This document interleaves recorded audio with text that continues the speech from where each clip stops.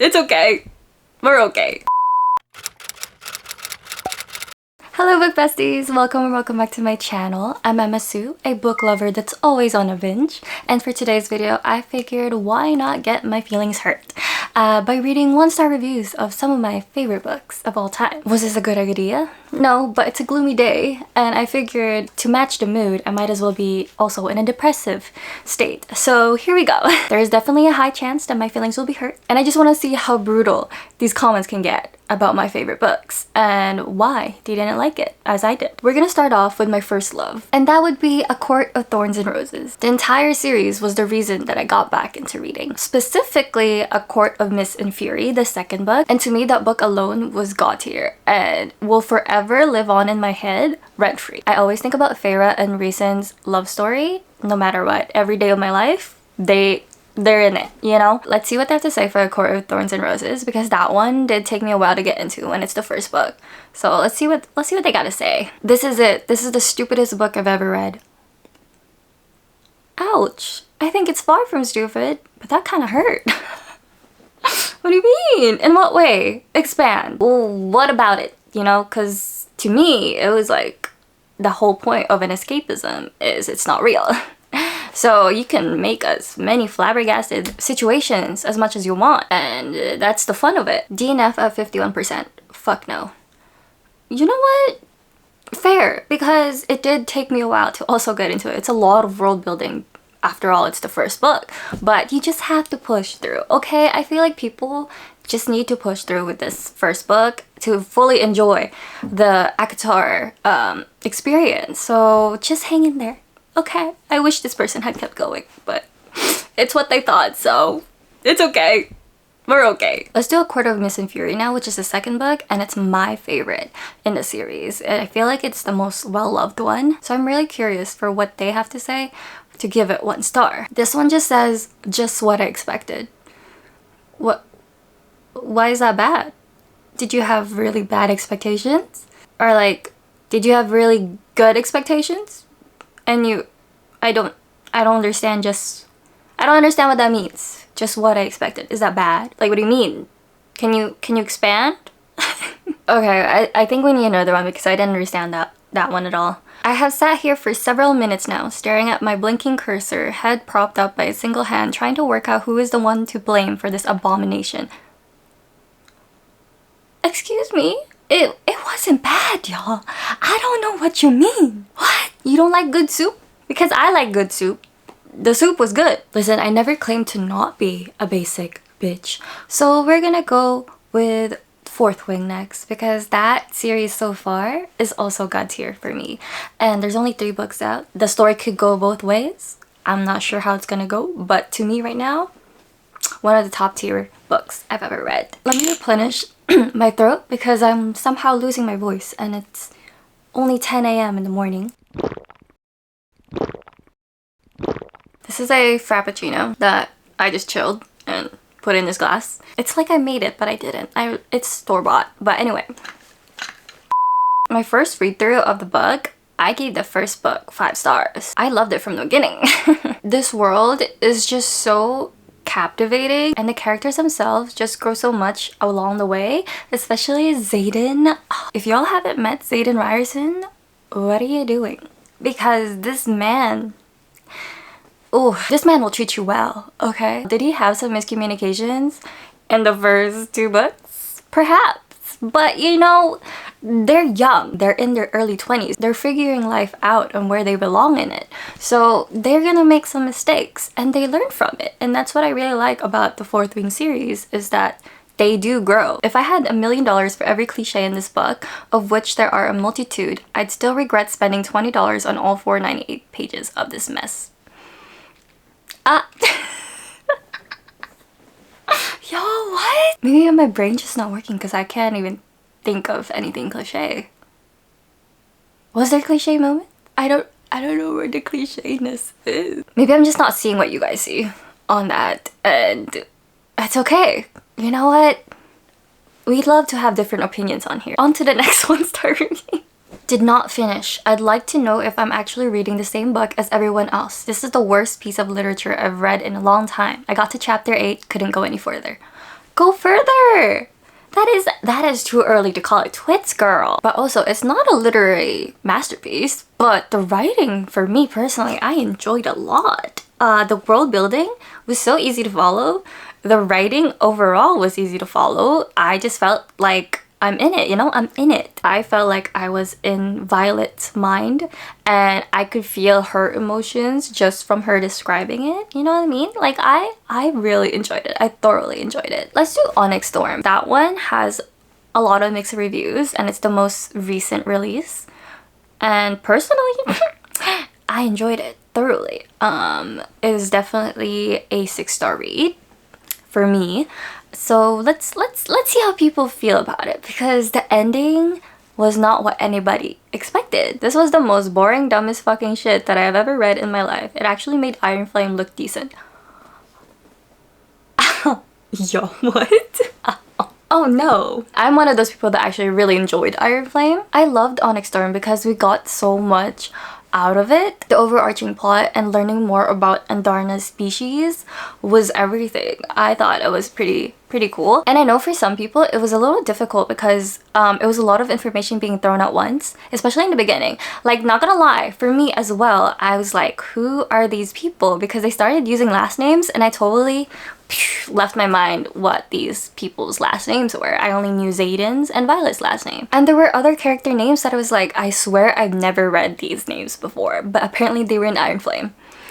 Or in those little messages on top of each chapter. I could never have guessed. But was it boring? No, I didn't think it was boring. I really enjoy Rebecca's writing. I didn't think there was anything flawed in that book. But then again, that's my opinion. And the way that she does her plot twists and cliffhangers are just... When you say walk, Rebecca runs. Like, you never know what to expect coming from her, and I kind of like that. I like having the element of surprise in my books, and that's just what makes reading so much more enjoyable. Now let's do one of my all-time favorite dark fantasy series, which is the Gods and Monsters series by Amber V. Nicole. This series is still ongoing. I believe there's gonna be 7 books, but the 4th one comes out sometime in August or October, and I'm stoked for it. I miss that world. I miss seeing Diana and Samkiel. If you guys didn't know, it's an urban fantasy series. It has a Grumpy Sunshine MMC named Samkiel, who is called the God King, and our dark sassy baddie FMC Diana, who is the monster in this case. And she's one of my all-time favorite FMCs ever. Let's do the Book of Azrael first and see what they have to say. Biggest disappointment. Everything was so badly developed. All I got was horrible banter, horrible jokes, horrible conversations, horrible world, horrible main characters, horrible everything. I don't think we read the same book. What? I don't know what book you're reading, but that is not the Book of Azrael that I know. Horrible jokes? Where? Horrible conversations? Where? Horrible world? Where? This world to me was so unique. It was nothing like I've read before.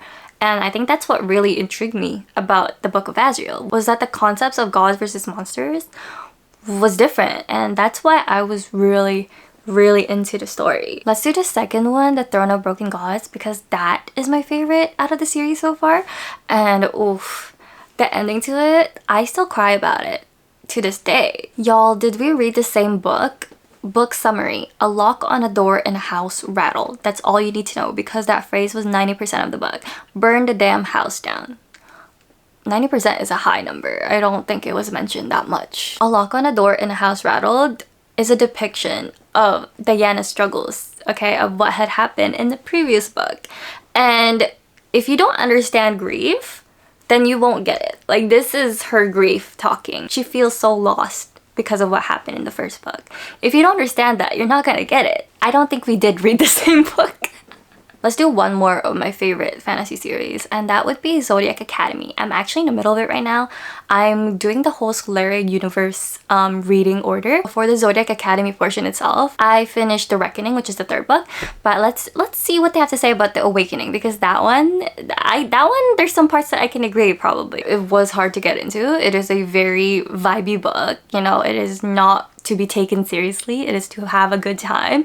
So I just want to see what they have to say. My feelings will probably be hurt about this because I thoroughly enjoyed this book. How can books be published by people who don't know what a comma is? Yo, although I can understand, it was a little hard to read sometimes because it felt like run-on sentences. I believe they were indie authors when they first published it, so I think that's why it wasn't really edited well. It's probably a budgeting issue or a resource issue because you're an indie author. You won't have access to such great editors. If you can just ignore the grammar and some of the word choices, you'll definitely enjoy the book. Like, I enjoy the book. I just took it as it went. And I didn't really give much thought to the grammar because I knew it was not gonna be a literary work of art. But did I have a great fucking time? Yes! Yes, I did. I feel like I was watching a reality trashy TV show and I ate everything up. If you're a literary aficionado, this is not the series for you. Now let's read some from one of my favorite dark romance books. The first one's gonna be the Maid series by Danielle Laurie. This is a dark mafia romance, interconnected standalone series. Each book follows a different couple. And my favorite mafia man is Christian Alistair from the second book, which is The Maddest Obsession. I don't get the hype. That's it? You don't get the hype about Christian Alistair? Maybe mafia men is not for you because they're all fucking crazy. And that's why we love them. That's okay. You know, sometimes a book's just not for you, a book's not for you, you know? This series fuels my hate for mafia romances, and that hate is the only thing distracting me from my finals. What's to hate about it though? You don't want to be in that mafia world? You don't want to know what a mafia man does? You don't want a morally gray male main character that will go down on his knees for you and worship you while also the people that don't like you? I would, personally. In fiction. In fiction. In real world, that would be crazy. We wouldn't want that. But in fiction, yes. Let's do the Mindfuck series by S.T. Abbey. This is one of my god tier books that I've ever read. Mommy Lana Myers? She can do no wrong, okay? We support women's rights and wrongs over here. The fiction was really fictioning with this one. That's exactly what it is. It is fiction. What's wrong with that? I don't see what's wrong with that. I am not continuing this Criminal Minds escapades. Wait.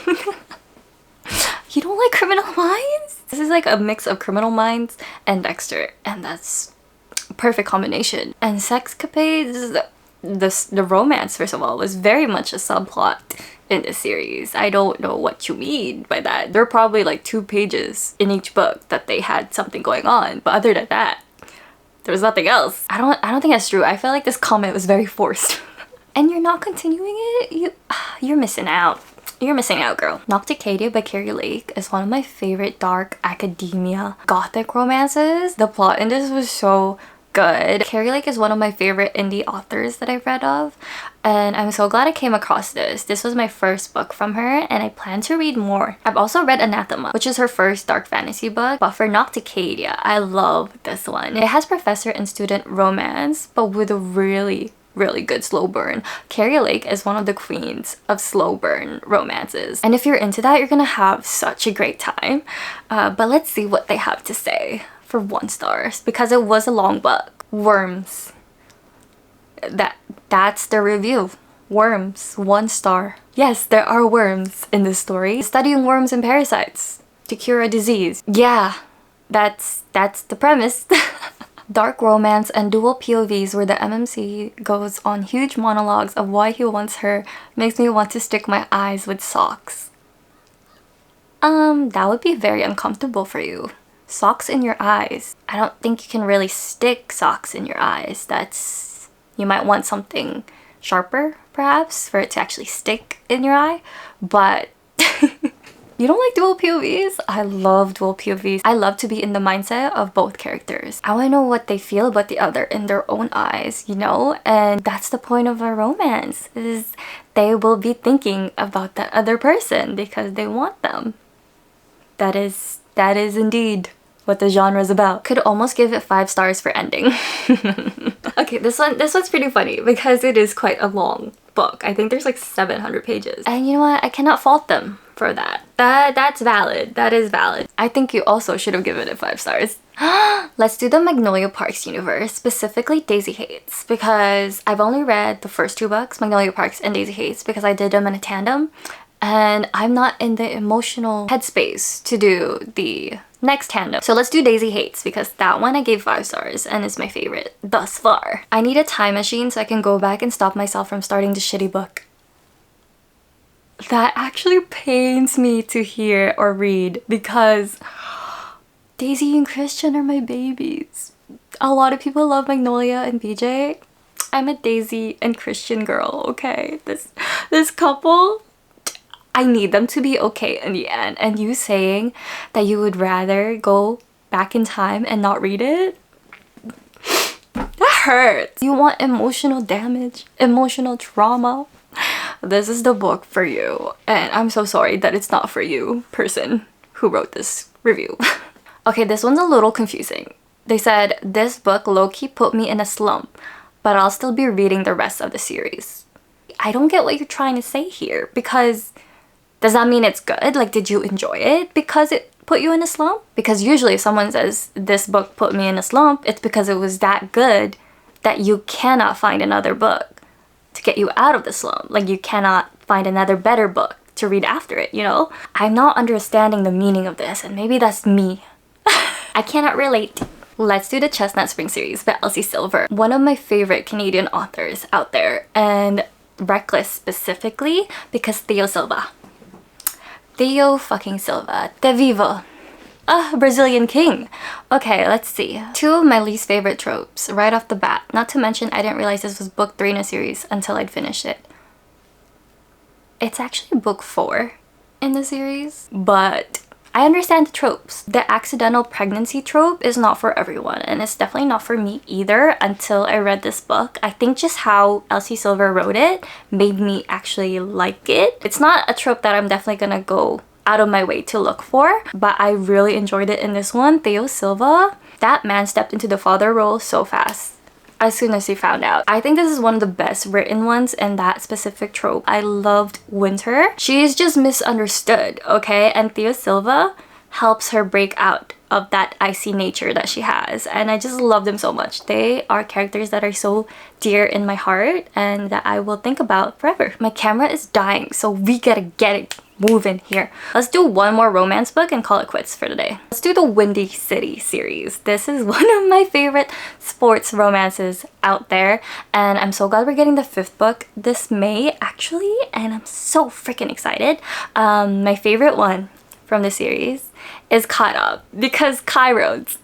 The single daddy trope. Liz Tom Ford men, they're on another level, especially the Rhodes brothers, both Kai and Isaiah Rhodes.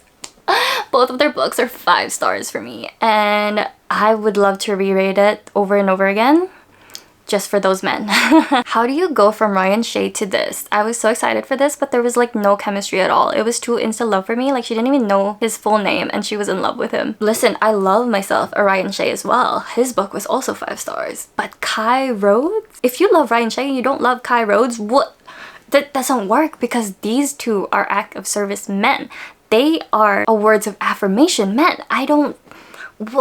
What's the problem? What's the dilemma? I don't know what you're talking about because the chemistry was there. It was visible. And the fact that Miller was in love with his son first, like caring for his son and being that motherly figure without really knowing that she was everything. I just felt like Kai really needed that. He needed someone that he could also lean on, and Miller was that for him. And Miller just having such an abundance of love for both Kai and his kid.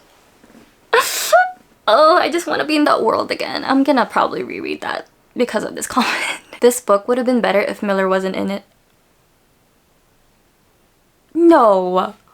Miller is one of the best female main characters in his series. Her and Indy. I simply cannot relate. That's all the books I'm gonna read the 1 stars of for now. My feelings were indeed hurt. And those were just some of my favorite books. So if you want a part 2, let me know. I'm gonna go and watch a chick flick. Something light-hearted. Because God knows I need some light and joy after reading those comments now. I love you guys, and I'll see you in my next video. Bye!